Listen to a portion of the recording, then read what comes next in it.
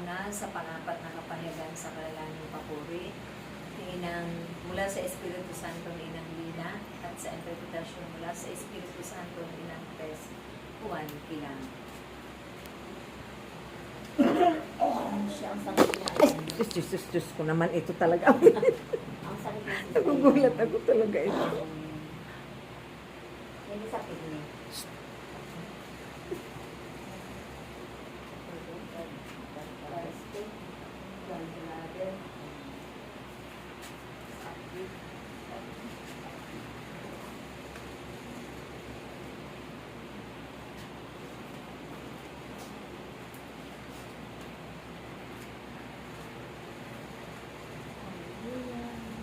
Ako'y kasama ninyo. Sa lahat ng dako, ako'y naroon. Amen. Sapagkat akong siyaw ay Diyos ng kapangyarihan sa lahat. Kaya ang aking mga anak, sa akin, kayo ay ligtas.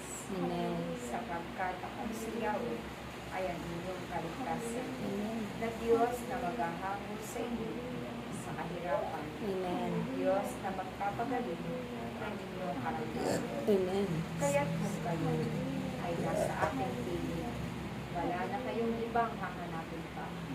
Bagkos ng mga araw na nalalagay sa inyong buhay, ay patuloy ninyong ipaglingkod upang makamit ang gantimpala, hindi lamang dito sa lupa, bagkos hanggang kaharian, na aking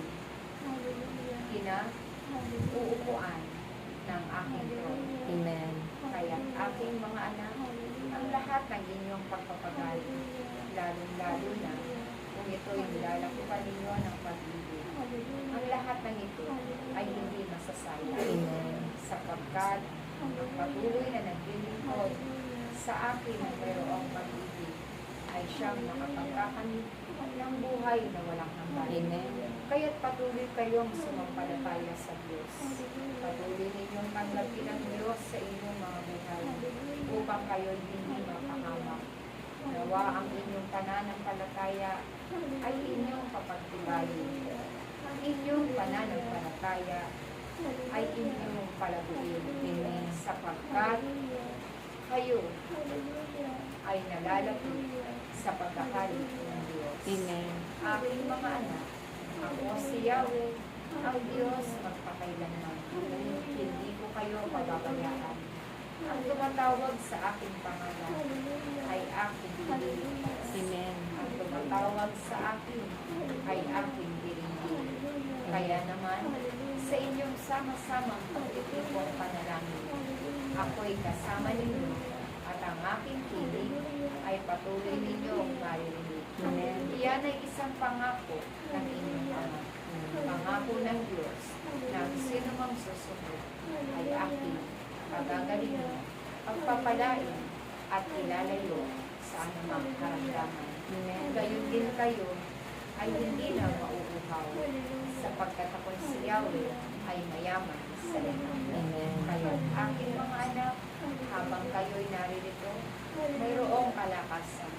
Patuloy kayong maglingkod upang kayo ay makarating doon sa buhay na walang hanggan. Amen. Maraming salamat sa inyong lahat, aking mga anak, sa patuloy ninyong pakikinig, sa patuloy ninyong pagtugon sa aking pagtawag.